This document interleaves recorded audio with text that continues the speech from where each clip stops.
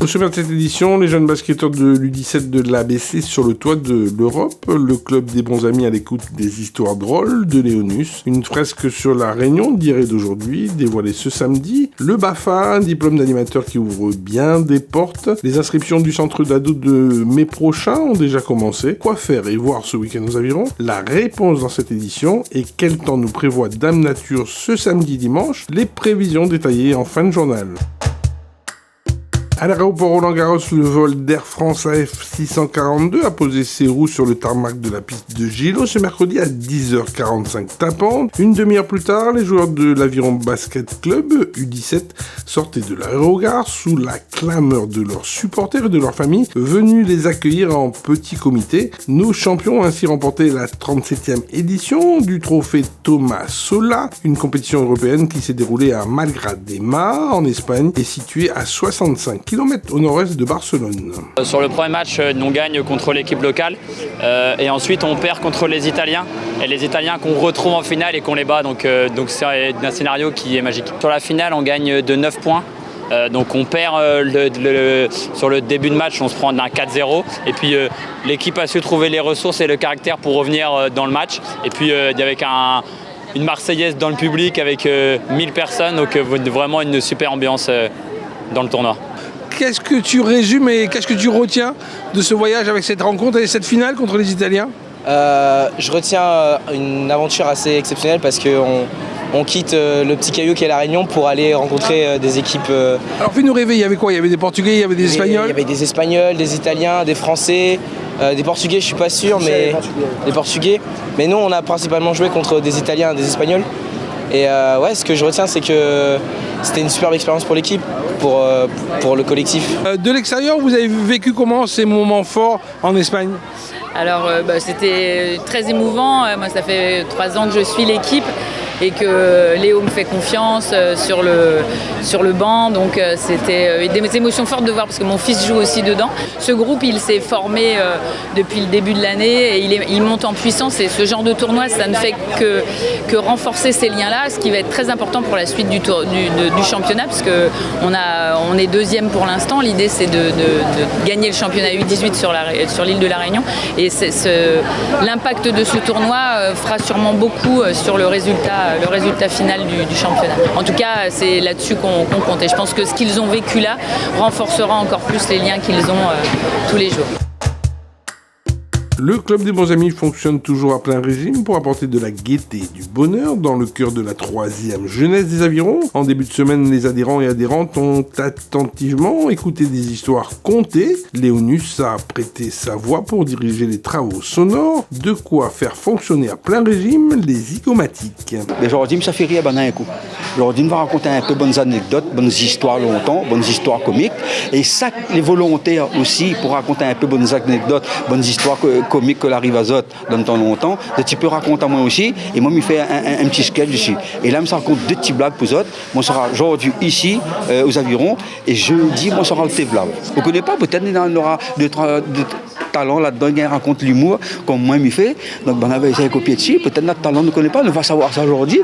Donc, attendons le résultat. Je suis peu contact à moi aussi avec Service culturel, si je l'ai intéressé que Léonus vienne raconter d'autres bonnes histoires comiques longtemps, pour casser les culs ensemble, et voir aussi par rapport à toutes les associations comme tu as pu dire depuis le début là, appelle à moi, prends rendez-vous au service culturel, donc là-bas on aura plus d'informations et puis on va faire un bout de chemin ensemble.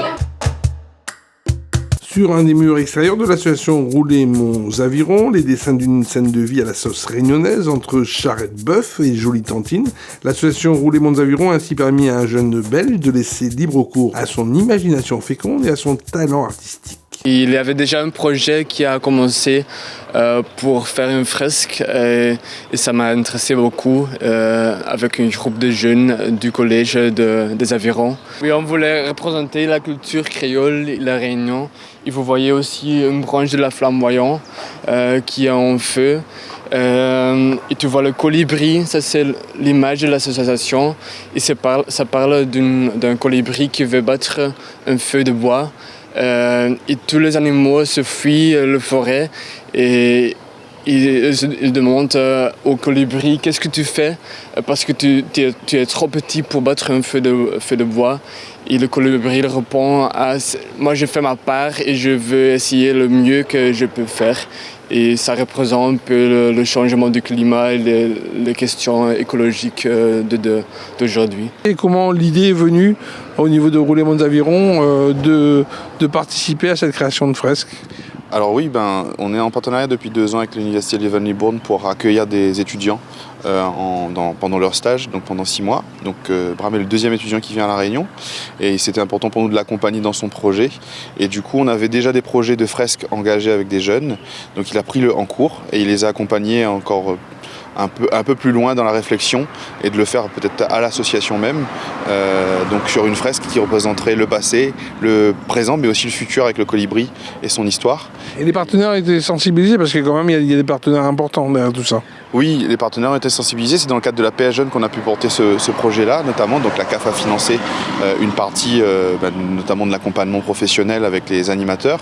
Mais le Crédit Agricole a apporté son mécénat avec le groupe Ravat, qui ont financé la totalité du matériel, peinture et autres matériels de protection. Et ça nous a permis donc de réaliser cette fresque-là. Mais il faut aussi remercier les jeunes. Il y a plus de 10 jeunes qui ont participé à cette fresque-là. Sur combien de mois de travaux? Alors tu as 5 mois de travaux entre la réalisation. La réalisation en elle-même, c'est 1 mois et demi. Mais tout le travail en amont, c'est 5 mois. Et merci aussi aux bénévoles qui ont permis de faire une ossature pour pouvoir avoir un échafaudage, etc. Dès 16 ans, vous pouvez obtenir le brevet d'aptitude aux fonctions d'animateur d'accueil collectif de mineurs, BAFA, qui permet d'encadrer les enfants. Explication sur ce diplôme avec la référente BAFA du relais d'insertion. Le BAFA, c'est déjà un brevet d'aptitude aux fonctions d'animateur. Et il est important de l'avoir sur les ACM, accueil collectif de mineurs ou centre ado. Car quand on a déjà de l'expérience, c'est beaucoup plus facile de rentrer dans le bain, comme on dit, sur le terrain.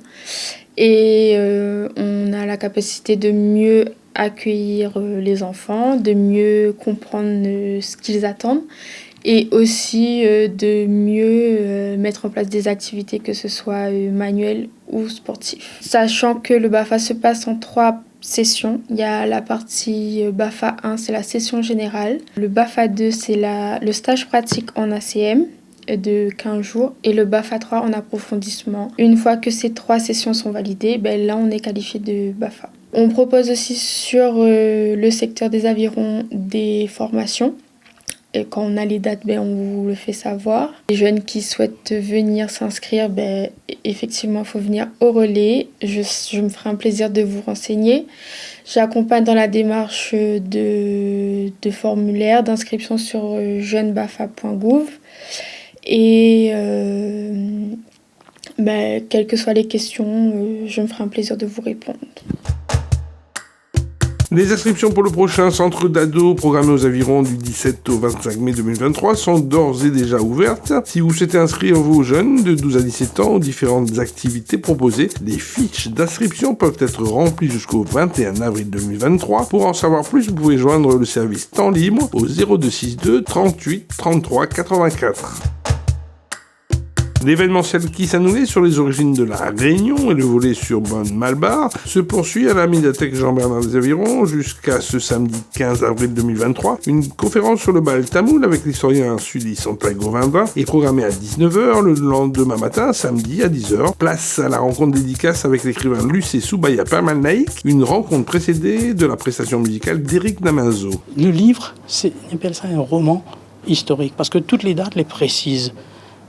Là où y arrive le côté imaginaire, c'est que on a imaginé que mon père, avant de mourir, pendant 1 semaine, chaque soir, il partait retrouver son papa dans des lieux stratégiques, à Piton-Saint-Leu, Portail, côté de la Cheminée, à côté de Rocheton, des lieux où les enfants y allaient jouer tout le temps. Il n'y a pas de hasard. C'est pour dire aussi que le 14 avril, comme le 24 décembre, c'est la naissance du Christ, les croyants, ils mettent ça en haut. Les croyants d'autre chose, le Nouvel An, on dit Nouvel An, c'est aussi un moment où c'est la création de l'univers par Brahma. Brahma qui fait partie de la trilogie Brahma, Shiva, Krishna. Bonne année en tamoul, c'est quoi? Bonne année. Il faudra demander à ça, mais c'est Potandu Vashtukal. Bienvenue sur la radio Zaviron 974 25 Chouchou. Demain, on aura l'animation au marché de la cour animée par moi-même. Et à partir de 10h, on aura un jeu. Nous ça fait gagner à Zot un gros panier garni. Il faut trouver le poids de ce gros panier garni offert par les fromages à l'ambiquette, les salades de Tevlav et aussi toutes les forains. Ne mettez pas toutes les forains dans le panier, hein. C'est les produits de tous nos forains de ce marché la cour. Nous donnons à Zot rendez-vous. Alors, il faut trouver le poids. Alors, m'explique à Zot bien comment ça se passe. Par exemple, le panier, il fait 30 kilos. 30 kilos, si Zati donne à moins le poids le plus près, Zati gagne le panier. Et si Zati dit à moins au-dessus de 30 kilos, le panier est perdu. Il y en a un seul panier pour gagner. Attention, et surtout pour mon tricher là. Pas la peine, mon Bob demain amène balance pour peser. Hein. Ici, ne marche pas comme ça. Hein. Ça, il est avec la main. Hein. Après un difficile début de championnat en Super 2 Poula, avec seulement 3 petits points au compteur, les joueurs de l'Olympique Club des Avirons se doivent de réagir. La rencontre de dimanche 16 avril 2023 à 15h30 contre la JS Sainte-Anoise s'annonce d'ores et déjà couperée et cruciale pour enfin démarrer la saison avec une première victoire dans la besace et quitter ainsi le bas du classement. À la page météo, le week-end sera ensoleillé. Samedi, le soleil sera donc au rendez-vous et le mercure affichera une température de 30 degrés Celsius. La journée dominicale sera du même acabit que la veille, avec une prévision de beau temps sur l'ensemble de la commune, du battant des lames au sommet des montagnes. Le thermomètre pourrait aussi atteindre les 29 degrés en matinée avant de redescendre quelque peu dans le courant de la journée de quelques degrés. Sur ce, merci de votre attention et restez connectés sur toute l'actualité de la ville des Avirons en continuant à nous suivre sur les plateformes YouTube, Facebook ainsi que SoundCloud et aussi sur www.mairie-aviron.fr. Ville les Avirons, vers un territoire durable.